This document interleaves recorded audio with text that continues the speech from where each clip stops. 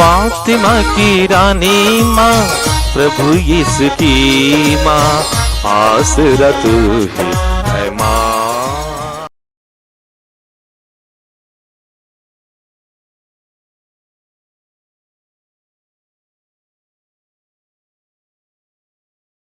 पहला पाठ कलोसियों के नाम संत पौलुस का पत्र, अध्याय 1, पद संख्याएं 9 से 14 तक। जिस दिन से हमने आप लोगों के विषय में सुना है, हम निरंतर आपके लिए प्रार्थना करते रहे हैं। हम ईश्वर से यह निवेदन करते हैं कि वह आपको समस्त प्रज्ञा तथा आध्यात्मिक अंतर्दृष्टि प्रदान करे, जिससे आप उसकी इच्छा पूर्ण रूप से समझ सकें। इस प्रकार आप प्रभु के योग्य जीवन बिताकर सब बातों में उससे प्रसन्न करेंगे, हर प्रकार के भले कार्य करते रहेंगे और ईश्वर के ज्ञान में बढ़ते जाएंगे। आप ईश्वर की महिमामय शक्ति से बल पाकर सदा दृढ़ बने रहेंगे, सब कुछ आनंद के साथ सह सकेंगे और पिता को धन्यवाद देंगे, जिसने आपको इस योग्य बना दिया कि आप ज्योति के राज्य में रहने वाले संतों के सहभागी बन जाएं। ईश्वर हमें अंधकार की अधीनता से निकालकर अपने प्रिय पुत्र के राज्य में ले आया है। उसी पुत्र के द्वारा हमारा उद्धार हुआ और हमें पापों की क्षमा प्राप्त है। प्रभु की वाणी। ईश्वर को धन्यवाद। वचन अनुवाक्य। प्रभु ने अपना मुक्ति विधान प्रकट किया है। प्रभु ने अपना मुक्ति विधान प्रकट किया है। प्रभु ने अपना मुक्ति विधान प्रकट किया और सभी राष्ट्रों को अपना न्याय दिखाया है। उसने अपनी प्रतिज्ञा का ध्यान रखकर इस्राएल के घराने की सुधि ली है। अनुवाक्य। प्रभु ने अपना मुक्ति विधान प्रकट किया है। प्रभु ने अपना मुक्ति विधान प्रकट किया है। पृथ्वी के कोने कोने में हमारे ईश्वर का मुक्ति विधान प्रकट हुआ है। समस्त पृथ्वी आनंद मनाए और ईश्वर की स्तुति करे। अनुवाक्य। प्रभु ने अपना मुक्ति विधान प्रकट किया है। प्रभु ने अपना मुक्ति विधान प्रकट किया है। वीणा बजाकर प्रभु के आदर में भजन गाकर सुनाओ। तुरही और नरसिंगा बजाकर अपने प्रभु ईश्वर का जयकार करो। अनुवाक्य। प्रभु ने अपने मुक्ति विधान प्रकट किया है। प्रभु ने अपना मुक्ति विधान प्रकट किया है। जय घोष। हालेलुया। प्रभु कहते हैं, मेरे पीछे चले आओ, मैं तुम्हें मनुष्यों के मछुए बनाऊंगा। हालेलुया।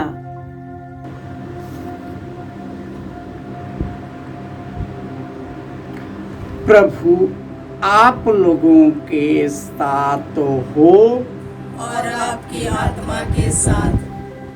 संत लूकस के अनुसार प्रभु यीशु ख्रिस्त का पवित्र सुसमाचार। हे प्रभु तेरी महिमा हो।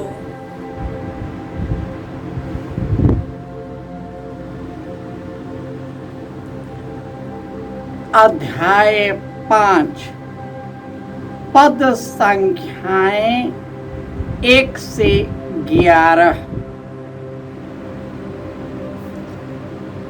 एक दिन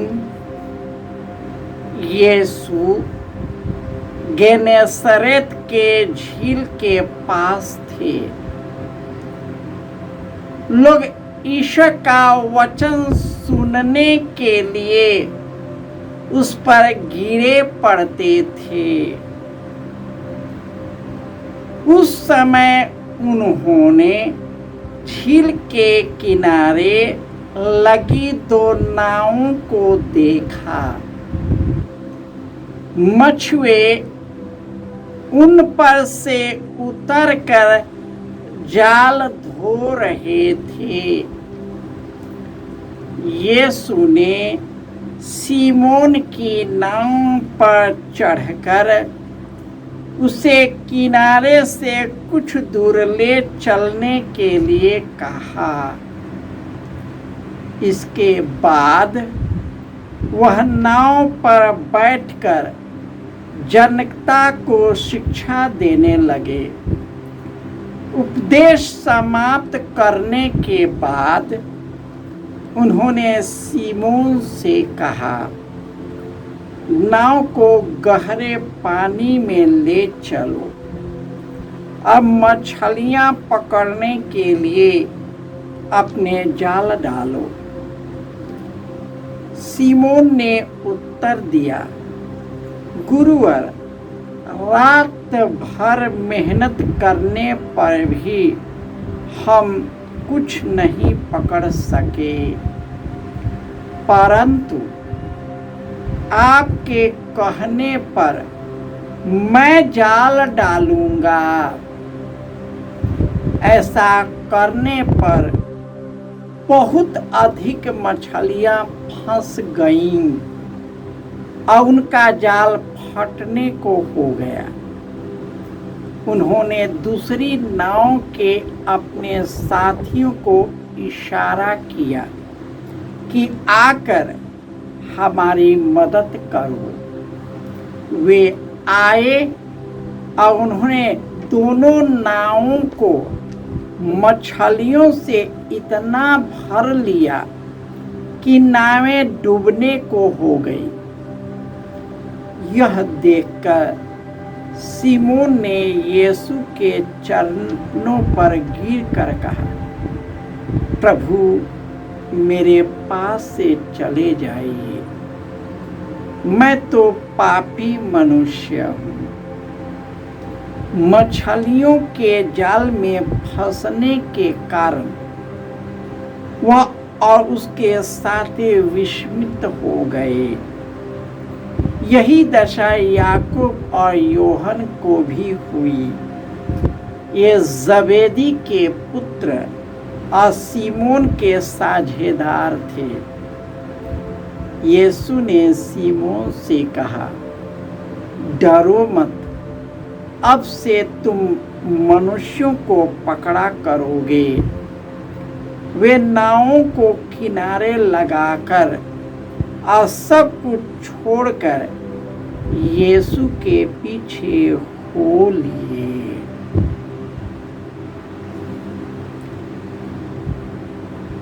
यह प्रभु का सुसमाचार है। हे क्रिस्त, तेरी स्तुति हो।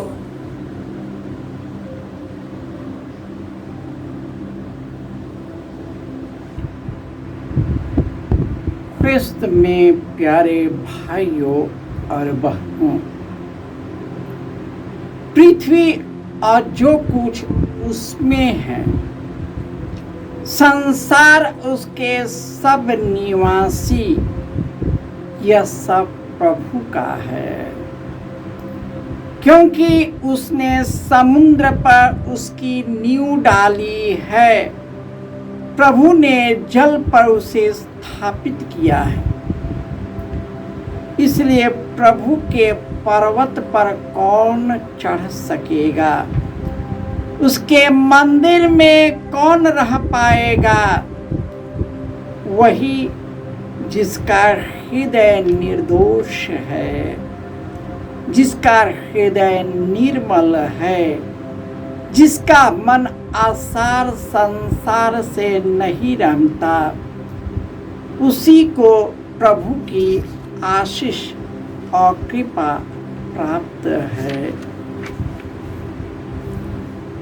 आज के पहले पाठ में संत पौलुस कलोसियों के लोगों को संबोधित करते हुए कहते हैं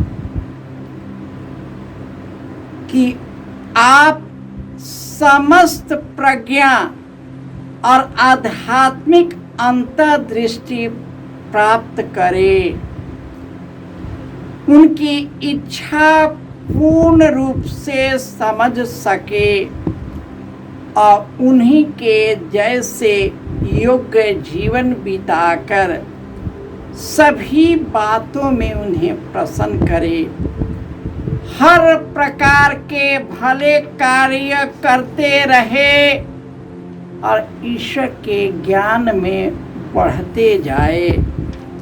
ईश्वर की महिमामय शक्ति से बल पाकर सदा आप सुदृढ़ रहे।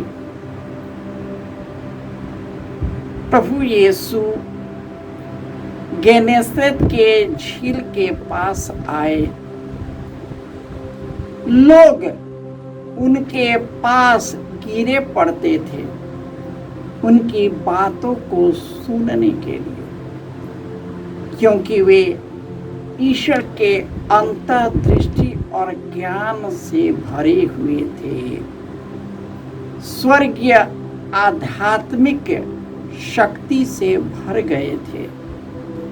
इसलिए जब उन्होंने झील के पास दो नावों को देखा, वे उस पर बैठकर लोगों को उपदेश देने लगे। तब उन्होंने सीमोन से कहा कि तुम नाव को गहरे पानी में ले चलो और अपना जाल डालो।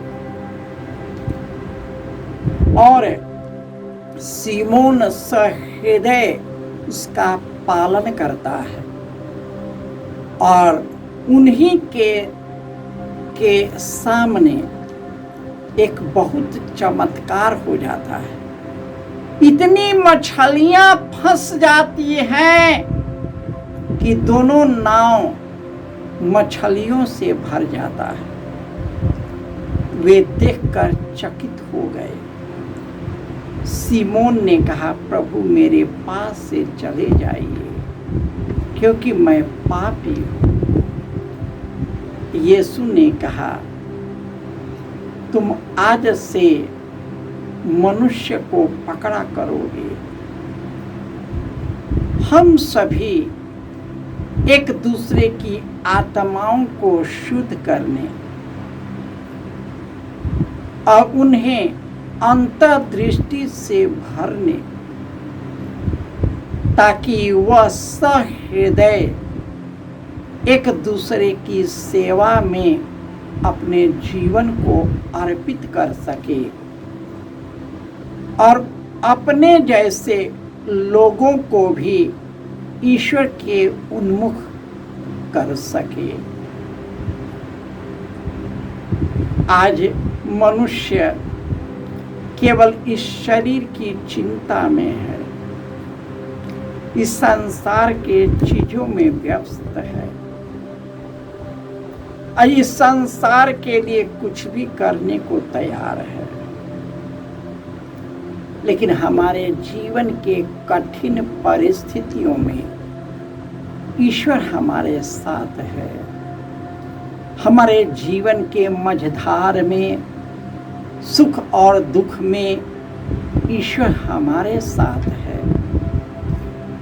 कौन उसके पथ पर चल पाएगा? कौन उनके मार्ग पर चल पाएगा? वही जिसका मन और हृदय शुद्ध है,